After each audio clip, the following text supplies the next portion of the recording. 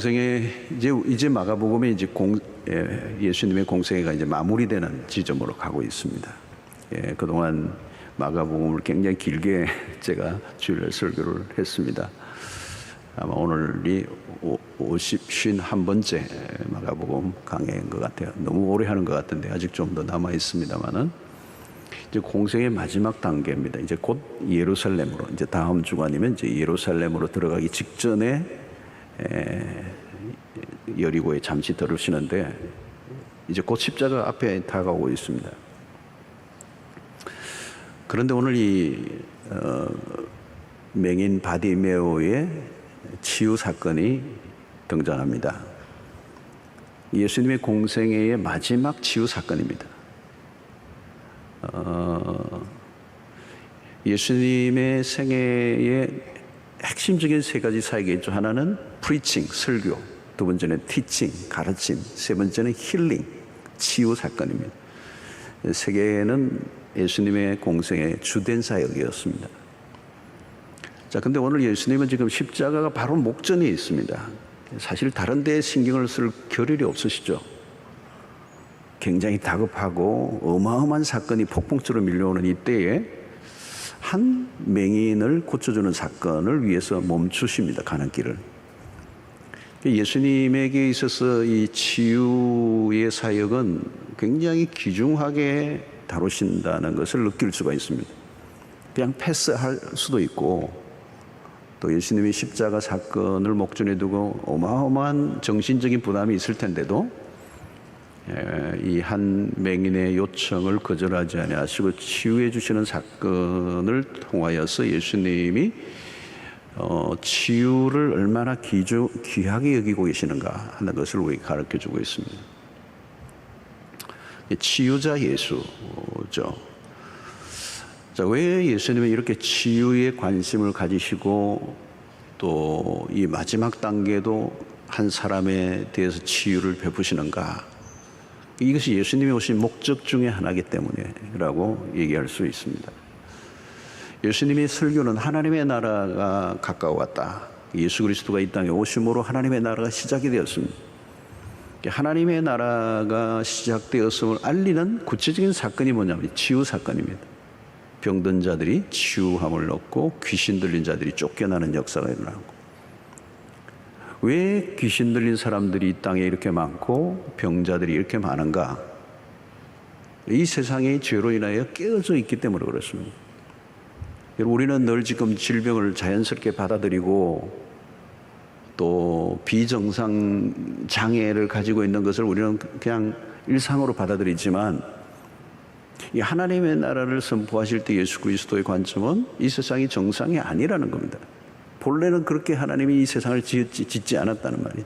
우리가 고통하고 절망하고 질병에 허덕이고 죽음으로 가는 그런 인생으로 하나님이 만드시지 않았어요.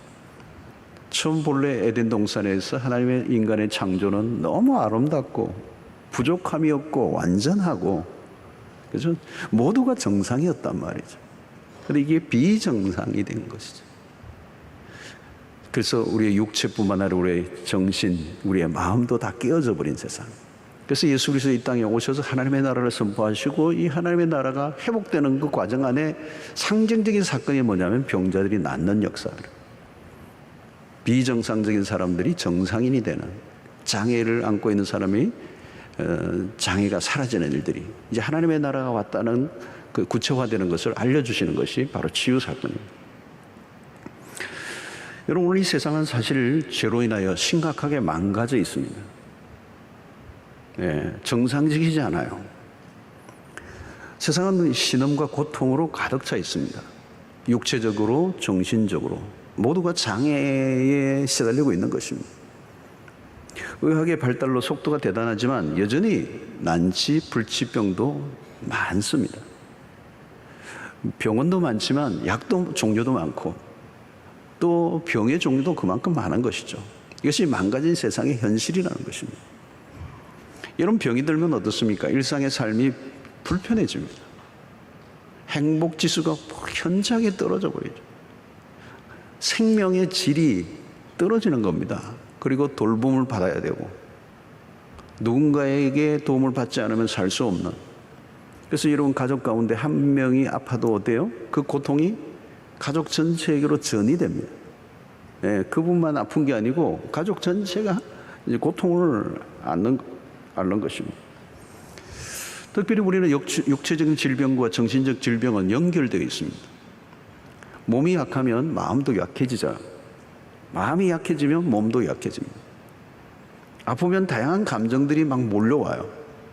두려움이 생기고 염려가 찾아오고 외로움이 찾아오고 섭섭함이 생기고 분노가 일어나고 때로는 그 질병으로 인하여 죄책감에 빠지기도 하고 원망하기도 하고 자기 분노에 자기 연민에 빠지기도 하고 또 자기를 증오하기도 하고 이런 다양한 감정들이 밀려오는 거죠.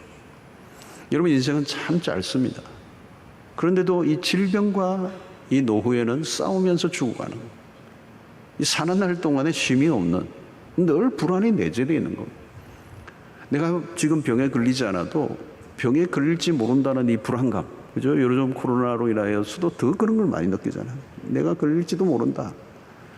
내가 암에 걸리지 않아도 암에 언제든지 걸릴 수 있다라는 불안함이 우리의 삶에 내재되어 있는 겁니다.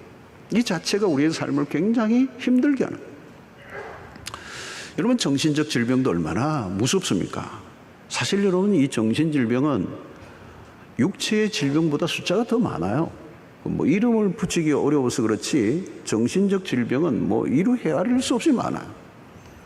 오늘 현대인들이 겪고 있는 것은 사실은 영양가 있는 것도 먹고 환경도 좋고 다 그런데 사실 이 정신적 질병이 현대인들에게 다 몰고 들어와 있어요. 여러분 자세히 한번 보세요. 뭐 지나가다 사람들을 한번 쳐다보십시오. 옆에 분들을 쳐다보지 마시고 정말 편안한 얼굴을 하고 있는 분들이 그렇게 많지 않아요. 살아가다 보면 삶이 힘들면서 얼굴도 일그러져 있어요. 일그러져 있어요. 나는 모르는데 저는 이 대형 화면에 제 얼굴을 다 노출해가지고 상당히 여러분들 읽을 수 있을 텐데요. 근데 우리의 삶이 다 망가져 있는 거예요. 사람에 대한 정오심, 때로는 조절되지 않는 분노, 잦은 짜증, 때로는 강박증세, 우울증, 각종 중독 증세들이 이런 것들이 다 심리적인 어떤 불안 상태죠. 비정상적인 삶의 모습이란 말이죠. 애정 결핍을 느끼고 심각한 욕구 불만에 빠져 살아가는 것도 이런 병입니다, 여러분. 사람들이 이게 인정을 받고 싶은 욕구가 지나쳐 그게 나중에는 우울증이 된단 말이에요. 사람들을 기피하고 잘 만나지 않으려고 하고 또 사람들과 친밀해지는 것 자체가 어려운 삶을 살아가는 사람들이 너무 많아요. 그게 정상이 아니란 말이에요, 그게. 그게 정상인 줄로 알고 살아가는 사람이 있는데 그게 정상이 아니잖아요. 여러분 육체적인 병보다 정신적인 질병은 훨씬 더 광범위하게 퍼져 있습니다. 복음서에서도 귀신 들린 자들이 자주 등장했잖아요. 이 귀신 들린 사람이 왜 이렇게 많은가? 여러분 그 시대만 있었던 게 아니라 오늘 시대는 훨씬 더 많죠. 소위 말하면 미쳐 있는 거죠. 누군가에게 사로잡혀져 있는 자기가 자신의 인생을 선택하고 주도적으로 살아갈 수 없는 누구에겐가 어떤 내맡겨진 상태의 삶이라는 것. 어떻게 보면 여러분 정세가 차이가 있을 뿐이지 모두가 환자예요, 여러분. 어떤 사람은 돈에 미쳐 있고요, 어떤 사람은 뭐 이성에 미쳐 있기도 하고, 뭐 게임에 미쳐 있기도 하고, 별별 것에 다 미쳐 있는 거거든요. 그런 면에서 세상은 거대한 병동입니다. 요즘 코로나 팬데믹으로 온 세상이 전염병으로 신음하고 있습니다. 코로나19 이제 4차 대유행이 이제 뭐 거세지고 있잖아요. 우리의 삶 전체가 질병의 어두운 그림자가 이제 덮친 것입니다. 그런데 여러분 이 바이러스의 공격은 끝나지 않습니다. 더 강한 것들이 몰려올 수 있다고 전문가들이 말하고 있지 않습니까? 바이러스로 인한 피해 이상으로 지금 더 큰 피해가 있어요. 그게 신경성 질환이에요. 우리의 마음을 공격하는 겁니다. 그래서 무기력증에 빠져 있는 분들 많고 또 우울함을 호소하는 사람들이 많아요. 삶을 비관하는 사람들이 굉장히 많아졌습니다, 여러분. 요즘 환하게 웃는 사람 보기 힘들어요. 아마 환하게 웃으면 좀 미쳤나 그럴지도 모르겠어요. 여러분 건강을 잃으면 질병이라는 것에 묶여 살게 됩니다. 자유를 잃어버리는 거죠. 내가 살고 싶은 삶을 살지 못하는 겁니다. 여러분, 돈은 많은데 마음의 병이 들면 위장에 탈이 나고 뭐 나중에 죽도 잘 먹기 힘든 신세가 되잖아요. 어떤 분은 좋은 집을 놔두고 거기에 살 수가 없어. 병원 침대에서 그냥 뒤치닥 하다가 인생을 끝내기도 합니다. 병이 들면 삶의 균형이 깨집니다. 가치 있는 삶을 위한 계획이 어려워요. 삶 전체가 요동을 치는 것입니다. 여러분, 예수님이 세상에 오신 목적이 바로 그래요. 구원입니다. 구원이 뭘까요? 구원은 치유와 회복을 의미합니다. 치유하고 회복시키는 겁니다. 예수님이 치유자로 오셨다는 사실을 이사야 55장 5절이 53장 5절이 이런 얘기를 하시죠. 그가 채찍에 맞음으로 우리는 나음을 입었다. 힐링이 됐다는 거예요. 그리스도의 십자가 사건을 통하여 그분이 이 땅에 오셔서 우리 죄로 인하여 주어진 모든 우리의 연약함들을 그분이 낫게 하시기 위해서 채찍에 맞으셨다는 거예요. 여러분, 그리스도는 치유자이십니다. 오늘 그 치유를 어떻게 행하신가를 본문에서 알려주고 있습니다. 본문 사건은 예수께서 여리고로 가실 때 일어난 일입니다. 등장하는 인물은 맹인입니다. 맹인이란 말은 그 시대는 오늘 시대와 달라요. 고대 사회에서 그냥 거지입니다. 그래서 거지라고 얘기하고 있습니다. 이름은 바디메오인데 디메오의 아들이라는 말이에요. 그래서 우리는 바디메오라 그렇게 이름합니다. 자, 오늘 이분의 프로필을 보면 얼마나 험난한 인생을 살아왔는가를 충분히 알려주는 겁니다. 맹인이고 거지. 고통을 겪는 여러분 당사자, 어떤 일로 인하여 비정상, 장애를 앓고 있으면서 그것으로 인하여 고통을 앓고 있는 그 사람의 고통을 제3자는 그 누구도 알 수가 없어요. 여러분, 우리가 정말 볼 것을 보고 들을 것을 듣고 맛을 느끼고 우리의 감각을 갖고 이렇게 후각을 갖고 있다는 것은 너무도 큰 축복이에요. 앞을 보지 못하면 어떻게 됩니까, 여러분? 타인의 도움을 받아야 됩니다. 주도적인 삶이 불가능한 겁니다. 그러므로 그 당시에 맹인이 된 순간 그런 밑바닥의 인생이 되는 겁니다. 바디메오는 떠밀려 다니는 인생, 소외자로 산 것입니다. 누군가 던져주는 동전으로 연명해 오는 것. 이게 사는 게 아니죠, 여러분. 그런 하늘을 바라본 적이 없습니다. 땅만 바라보았어요. 그런 그에게 어느 날 운명적인 날이 다가왔습니다. 예수님이 지나가신다는 거예요.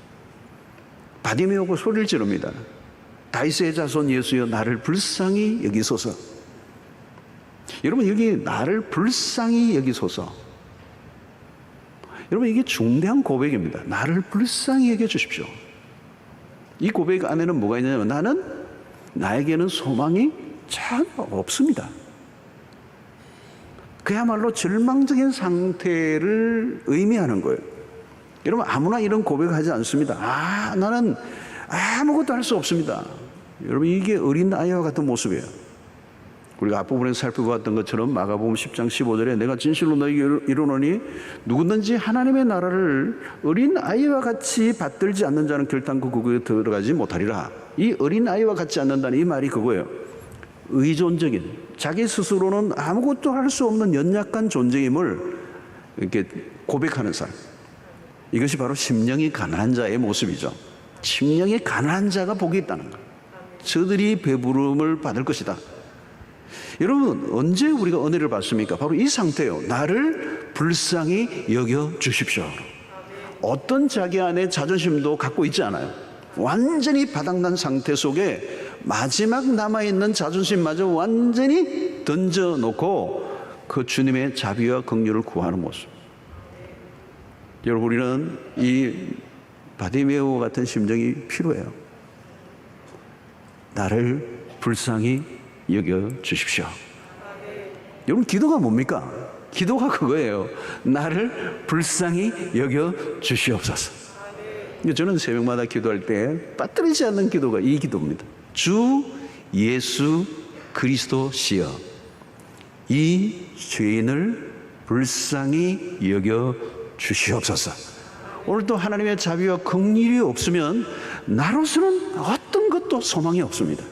오직 하나님의 은혜만이 나를 살게 하시는 줄로 믿습니다. 그래서 주 예수 그리스도시여, 이 죄인을 불쌍히 여겨 주시옵소서. 이 기도가 얼마나 중요한지 모릅니다. 자, 오늘 그런데 이 바디메오가 예수님에게로 나아가는 일이 쉽지는 않았어요. 48절을 보면 많은 사람이 꾸짖어 잠잠하라 하되 그가 더욱 크게 소리질러 이르되 다윗의 자손이여 나를 불쌍히 여기소서 하는지라 한 번 더 나옵니다. 자, 이때는 지금 언젠가 하면 유월절이 가까움으로 많은 사람이 몰리고 있을 때예요. 사람들이 바글바글 하는데 예수님이 나타나시자 인산인해를 이루고 있는데 이 맹인 바디메오가 예수님에게로 나오려고 하니까 사람들이 막 집단적으로 그냥 그 사람을 향하여 소리를 지른 거죠.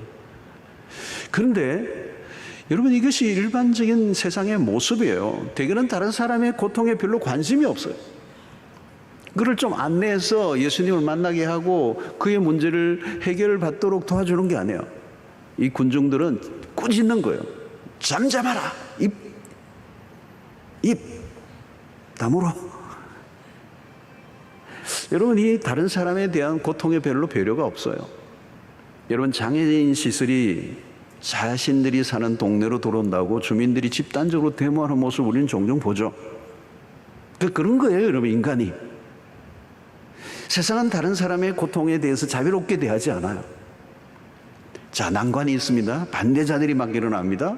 그럼에도 바디메오의 태도가 인상적이에요. 크게 소리질러 더욱 크게 부르짖어. 그는 조금도 물러서지 않아요. 50절에서도 보시면 적극적이에요. 예수님이 부르니까 겉옷을 벗어버리고 뛰어 일어나. 여러분, 마태복음 11장 12절에 눈여겨볼 구절이 하나 나옵니다. 세례요한의 때부터 지금까지 천국은 침노를 당하나니 침노하는 자는 빼앗느니라. 그러니까 하나님 앞에 나아갈 때 우리의 태도가 소극적이면 안 된다는 거예요. 지금 목이 마른 거죠. 목이 마른 거예요. 물러설 수 없다는 겁니다. 간절한 거죠. 그래서 마태복음 5장 6절에 이런 거예요. 의에 줄이고 목마른 자는 복이 있나니. 목마른 자는 복이 있다. 목마른 자들이 복이 있는데 그들이 뭐예요? 그들이 배부를 것이며. 진짜 목이 마른 자가 이게 중요한 거예요. 여러분, 하나님 앞에 나와도요, 정말 하나님의 은혜가 필요한 사람이 구하는 모습과 그렇지 않은 사람은 차이가 납니다. 정말 여러분, 교회도 그냥 와보신 분하고 그냥 오늘 한번 가보자 이렇게 오신 분하고 정말 예수님을 만나고 싶어서 예수를 진짜 찾아온 사람과의 태도는, 모습은 달라요. 오늘 이 바디메오 모습은 크게 소리질러, 막 반대하는데도 더욱 크게 소리질러. 목마른 자예요. 심령이 가난한 거예요. 절대적으로 하나님의 은혜가 아니면 살 수 없다는 이 절박감을 가지고 나아가는. 자, 바디메오가 물러서지 않아요. 이것은 바디메오의 어떤 적극적인 열심. 그러나 여러분, 그보다 더 중요한 것은 이런 적극적인 태도와 열심이 어디로부터 나왔느냐는 거예요. 그게 바로 믿음이라는 거예요. 여러분, 우리가 열심으로 하는 거는, 우리 열심으로 하는 거는 오래 못 갑니다. 열심히 했다가 그 열심이 어떤 데는 어떻게 될지 몰라요. 열심의 근거가 중요한 것입니다. 바디메오는 예수가 누구인지를 알고 있어요. 그는 예수님에 대한 소식을 지금 들어왔던 거예요. 사람들 속에서 막 이 소문이 들리고 지나가는데도 뭔가 얘기를 하는데 들어보니까 예수님에 대한 얘기예요. 근데 그 예수에 대한 소문을 듣는 가운데 놀랍게도 이 바디메오의 심령 가운데 믿음이 생긴 거예요. 그런데 그분이 평범한 선생이 아니라는 걸 알았던 거죠. 그냥 평범한 랍비가 아니라는 거예요. 그는 그리스도가 메시아라고 하는 사실을 믿음이 그 안에서 생기기 시작합니다. 여러분, 그런 시각의 장애가 있었지만 그리스도에 대한 눈이 열린 겁니다. 여러분, 육안보다 마음의 눈이 더 중요해요. 두 눈을 뜨고 있다고 모든 것을 보는 것은 아닙니다. 눈을 뜰 때보다 감고 있을 때 더 많은 걸 볼 수가 있어요. 눈으로 보지 말아야 될 걸 보고 하는 경우가 얼마나 많아요. 헬렌 켈러가 그런 얘기했어요. 두 눈을 뜨고도 볼 것을 보지 못하는 것보다 눈으로는 보지 못하지만 마음의 눈으로 볼 수 있다는 것이 얼마나 아름다운 일인가. 여러분, 눈을 뜨지 못했지만 영혼은 더 깊은 것을 볼 수 있다. 바디메오는 오늘 다윗의 자손 예수여 이렇게 부르짖었습니다. 이 다윗의 자손이라는 이 말은 예언된 메시아라는 거예요. 예언된, 구약의 선지자들에 의해서 오랫동안 예언된 그 메시아, 그분이 지금 이 앞에 있다는 거예요. 그러니까 그는 놓칠 수 없는 거예요. 반대하는 사람들의 목소리 상관없어요. 반대 소리가 더 커져도 그는 물러서지 않아요. 포기할 수 없어요. 여러분, 우리가 믿음으로 나아갈 때 방해물이 있어도 정말 믿음이 있는 사람은 포기하지 않아요. 자기 열심으로만 나갔던 승부를 걸었던 사람 나가 떨어질 수 있어요. 그러나 믿음으로 그런 반응한 겁니다. 분명히 이분은 예언된 그분이고 메시아요 구원자요 하나님의 아들이시라면 나는 포기할 수 없다는 거죠. 여러분, 왜 포기하는가? 가만히 보세요. 포기하는 이유는, 도중하차하는 이유는 믿음이 없기 때문에. 믿음은 물러서지 않아요. 끝까지 가는 것입니다. 그냥 열심이 아니라 믿음을 가진 열심이 기적을 낳는 것입니다. 자, 49절에 보니까 예수께서 머물러 서서 그를 부르라 하시니 그들이 그 맹인을 부르며 이르되 안심하고 일어나라. 그가 너를 부르신다며. 마침내 예수께서 그를 부르셨습니다. 예수님은 바디메오의 믿음을 보신 거죠. 그의 간절함 속에 있는 믿음을 보신 겁니다. 믿음은 여러분 드러나게 돼 있어요. 믿음은 행동하게 돼 있어요. 행동을 보면 믿음의 정도가 드러나는 것입니다. 우리가 기도를 할 때도 보면 하나님은 다 아십니다. 아십니다. 우리의 감정, 우리의 뉘앙스, 그 목소리 톤, 여기에서도 믿음이 다 드러나요. 여러분, 예수님은 믿음을 알아보십니다. 한때의 열심인지 믿음으로 나온 것인지를 아십니다. 마음과 마음이 통하는 것이죠. 마침내 그를 부르십니다. 사람들이 예수의 말씀을 전해줍니다. 안심하라. 그가 너를 부르신다. 여러분, 믿음은 반드시 보상을 받죠. 믿음으로 나아가는 자를 주께서 외면하지 않으신다는 겁니다. 자, 그리스도가 부르셨다는 게 참 중요한 것입니다. 그를 주목하신 겁니다. 맹인으로 그는 한 번도 다른 사람의 주목을 받아본 적이 없습니다. 소외와 그리고 무관심과 냉대를 받아온 인생이에요. 그런데 우리 주님이 그를 주목하셨습니다. 주목하는 순간 상황은 달라지죠.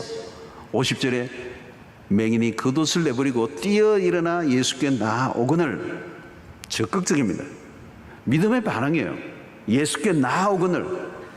여러분, 이 어떻게 나왔을까요? 맹인인데 그는 앞을 보지 못합니다. 누군가의 인도로 예수 앞으로 왔어요. 거절과 무시와 방해를 하는 사람도 있지만 돕는 사람도 있는 것입니다. 길을 막아서는 사람도 있지만 길을 열어주는 사람, 욕을 해대는 사람도 있지만 격려하는 사람도 있는 거예요. 중요한 것은 주님이 부르시면 길이 열리게 되어 있다는 거예요. 52절에 보니까 예수께서 이르시되 가라, 내 믿음이 너를 구원하였느니라 하시니 그가 곧 보게 되어 예수를 길에서 따르니라. 가라, 내 믿음이 너를 구원하였다. 그가 곧 보게 되어 이랬어요. 여러분, 이것이 바로 예수님은 정확하게 보시는 겁니다. 여러분, 오늘 여기에 내 믿음이 너를 구원하였다. 이건 성경에서 우리가 많이 보는 말씀입니다. 여러분, 믿음으로 구원을 얻습니다. 믿음으로 치유가 일어납니다. 믿음으로 기적이 일어납니다. 다른 건 요구하지 않으세요. 여기에 오늘 이 본문 속에서 심플합니다. 여러분, 이 현장에 뭐 아무것도 없습니다. 그냥 나온 거예요. 믿음으로. 풍문으로 소문으로 들었던 예수 그리스도가 내 마음에 믿음으로 자리를 잡게 되고 그 찾아온 믿음을 그는 의심하지 않았고 믿음으로 반응한 것이고 그것에 대해서 주님이 그에게 구원을 베풀어 주신 거예요. 그러니까 여러분, 믿음이라는 건 분석하는 거 아니에요. 설명을 요구하면 안 돼요. 설명과 과학적인 검증을 거치는 건 과학의 세계죠. 그런데 우리 신앙의 세계는 과학으로 증명이 안 되는 거예요. 믿음으로 반응하는 것이죠. 그런데 믿음으로 반응할 때 내 믿음이 너를 구원하였느니라. 이 믿음을 주님이 보셨다는 사실. 자, 51절에 보니까 예수께서 말씀하여 이르시되 내게 무엇을 하여 주기를 원하느냐. 맹인이 이르되 선생님이여 보기를 원하나이다. 예수께서 물으셨어요. 내게 무엇을 하여 주기를 원하느냐. 여러분, 오늘 이 질문을 여러분들에게 한다면 여러분들은 뭘 말씀하시겠습니까? 무엇을 하여 주기를 원하나? 예수님이 오늘 나에게 이 질문을 던지신다면 여러분들 어떤 답을, 무엇을 구하시겠습니까?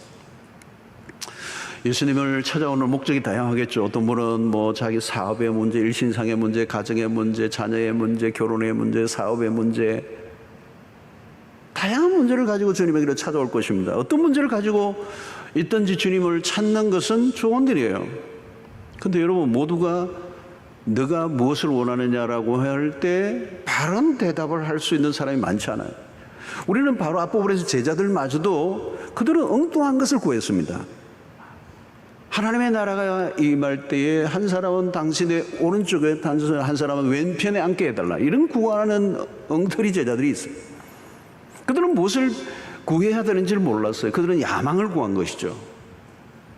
여러분, 내가 무엇을 하여 주기를 원하느냐?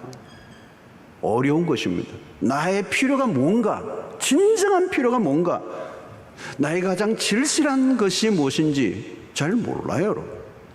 여러분, 유명한 철학적인 명제인 너 자신을 알라. 우리 흔히 이 소크라테스가 한 말로 하는데 사실 소크라테스가 한 말이 아니죠. 그런데 이 소크라테스가 한 말 중에 하나가 뭐냐? 그가 한 말은 따로 있어요. 그게 뭐냐 하면 적어도 자신이 무지하다는 것을 안다라고 하는 것이죠. 여러분, 인간은 무지하다는 걸 몰라요. 그런데 자기가 무지하다는 걸 안다. 무지한다는 거, 내가 무지하다는 것을 아는 것 자체도 대단한 거예요. 그 대부분은 내가 무지하다는 걸 모르고 사는데 이 무지가 보통 무지가 아니에요. 이런 신앙의 세계에서도 마찬가지입니다, 여러분. 기도가 중요하다는 말을 많이 듣고 또 들었어요. 기도 중요해요. 열심히 기도하라는 말도 많이 들었어요. 그런데 정작 무엇을 구해야 하는지에 대해서는 간단한 문제가 아니에요. 내가 무엇을 하여 주기를 원하느냐. 대부분 우리의 기도가 우리의 욕망과 연결될 때가 많아요. 그래서 야고보 선생이 그랬잖아요. 우리가 구하여도 얻지 못하면 정욕으로 쓰려고 잘못 구합니다. 많은 경우는 잘못 구하기 때문에. 그런 면에서 바디메오는 제대로 구하고 있습니다. 보기를 원하나이다. 제자들보다 훨씬 더 나은 소원을 얘기하고 있습니다. 자, 그러면 맹인이 보기를 원한다는 강구가 뭐 대단한 거냐라고 생각할 수가 있습니다. 그렇지 않습니다, 여러분.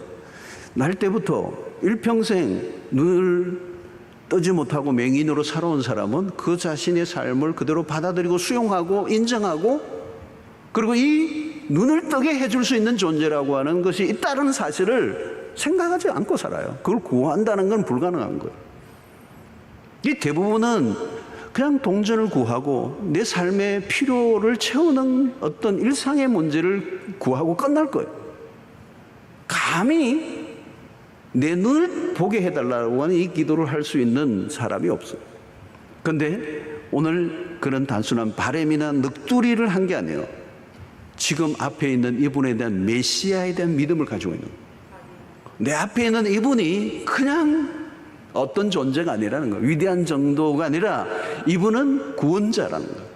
하나님이 보내신 메시아라는 거예요. 기름 부음을 받은 자예요. 그분은 전능하신 하나님이라는 사실을 믿고 있었던 것이죠, 여러분. 여러분, 예수라면 충분히 자신의 눈을 뜨게 해주실 것이라고 믿었던 겁니다. 바디메오는 자신의 절망적인 상태보다 그리스도가 누구이신가에 초점을 분명히 맞추고 있는 것. 이게 바디메오가 가지고 있는 믿음이고, 주님은 그 믿음을 보시고 내 믿음이 너를 구원하였다 선포를 해 주신 줄로 믿습니다.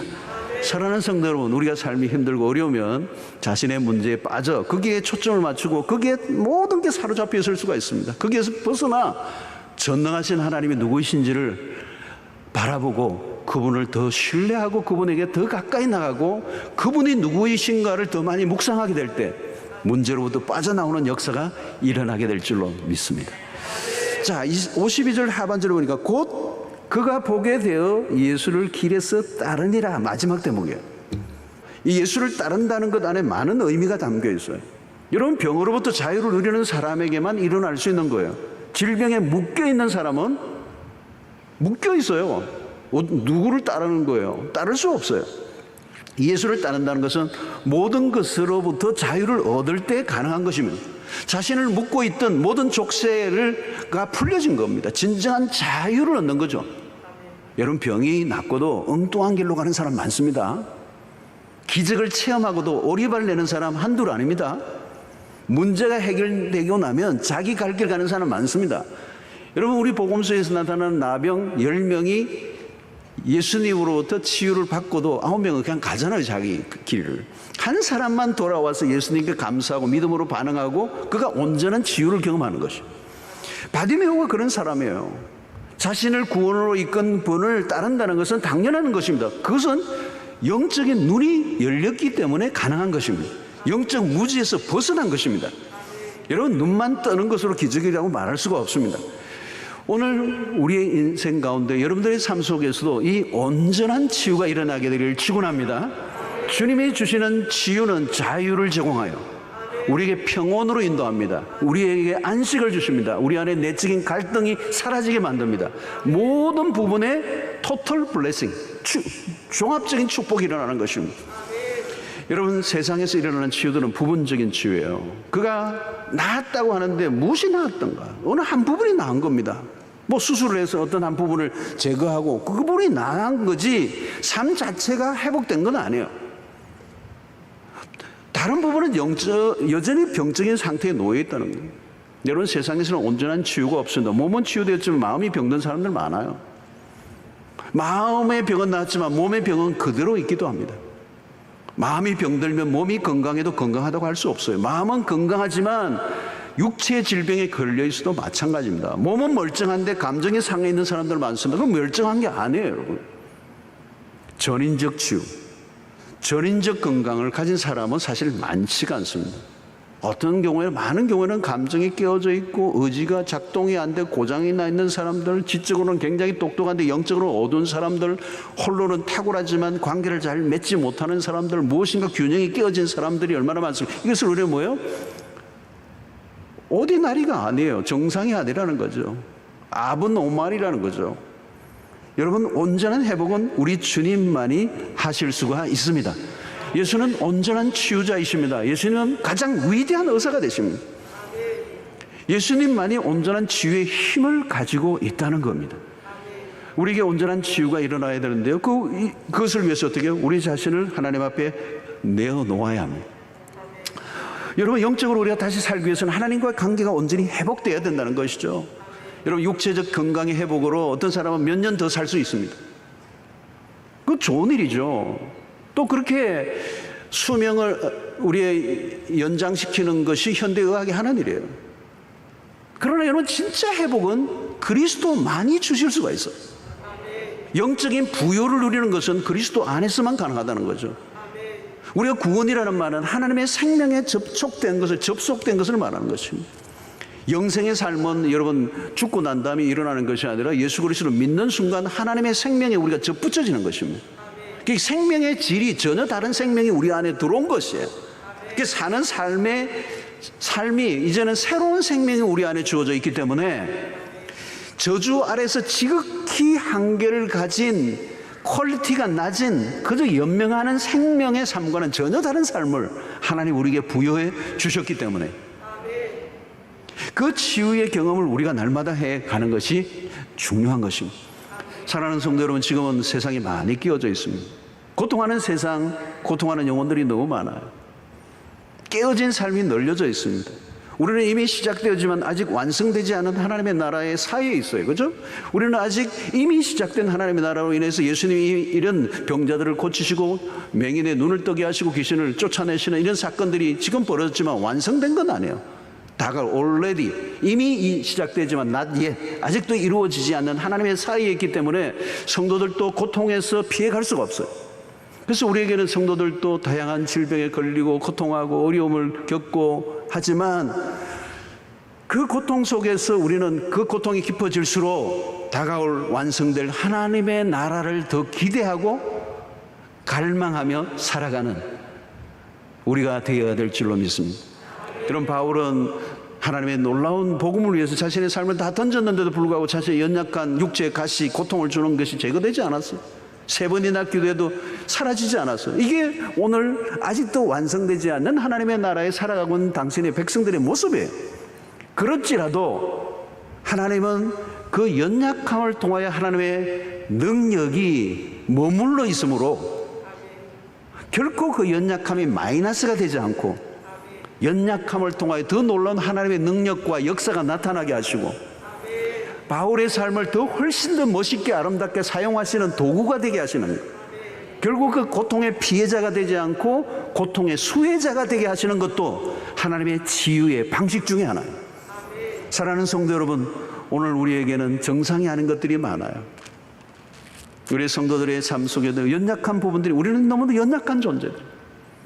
그리고 세상은 구조적으로 악하고 그리고 죄가 가득하고 사단이 역사를 하고 치열한 경쟁의 사회 구조 속에 다양한 그런 악의 사슬들 속에 우리가 들어가 있으면 우리도 모르게 스트레스를 받고 압박을 받고 때로는 정신적 피해를 입기도 하고 나도 모르게 내 안에 있던 죄성이 막 일어나기도 하고 그래서 불가피하게 내 안에 여러 가지 질병이 찾아오고 정신적인 쇼크를 받고 마음이 약해지고 이런 환경에 우리는 노출되어 살아가고 있는 것입니다. 그래서 우리는 끊임없이 주님의 자비로우신 주위의 손길을 계속해서 경험해야 돼요. 그러려고 하면 어때요, 여러분? 우리 자신을 하나님께 솔직하게 내어놓아야 돼요. 내 연약함을 주님 앞에 고백하시기를 바랍니다. 내 성격을 주님 앞에 내어놓으십시오. 하나님, 이 성격 안 고쳐집니다. 하나님, 내 이 나쁜 습관이 안 고쳐집니다. 반복되는 이런 내 삶의 태도가 내 삶을 무너뜨리고 있습니다. 내 이 육체, 내 마음의 연약한 부분들을 주님 앞에 내어놓고 주께서 치료의 광선을 발하셔서 우리를 치유해 주시는 은혜가 날마다 일어나게 되기를 축원합니다. 우리는 그리스도를 wounded healer라고 얘기하죠. 상처 입은 치유자. 그리스도는 끊임없이 당신도 공생의 동안에 상처를 입고 또 입고 사셨어요. 그럼에도 불구하고 당신은 당신의 상처를 끌어안고만 살지 않고 다른 사람들을 치유하는 삶을 그리스도가 사셨던 것처럼 오늘 우리는 끊임없이 그리스도를 통하여 치유를 경험하고 회복을 경험하고 또 그 회복을 경험한 사람들이 모인 공동체 안에, 사랑방 안에 들어가셨어요. 여러분, 이 사랑방 공동체가 치유의 공동체가 될 수 있어요. 세상에 가면 우리가 상처를 입을 수밖에 없어요. 그냥 온 만신창이가 될 수가 있어요. 그대로 두면 여러분, 그냥 병을 끌어안고 살고 있는 거죠. 비정상적인 장애를 안고 사는 거와 마찬가지예요. 그러나 하나님의 공동체 안에 들어와 치유를 경험한 백성들 안에 들어있으면 나도 모르게 치유가 되는, 여러분 가족 안에 들어오면 가족 관계 안에 치유가 일어나는 것과 똑같이 믿음의 공동체인 사랑방 안에서 치유를 경험하고 이제 치유된 하나님의 백성들이 계속 치유를 경험할 뿐만 아니라 상처와 고통으로 힘들어하는 우리 이웃들에게 다가가 그들을 그리스도로 인도하고 그들 역시 치유와 회복을 경험하여 세상을 살기 좋은 세상으로 만드는 일에 쓰임받는, 그런 일에 쓰임받는 여러분들 되시기를 주의 이름으로 축원합니다.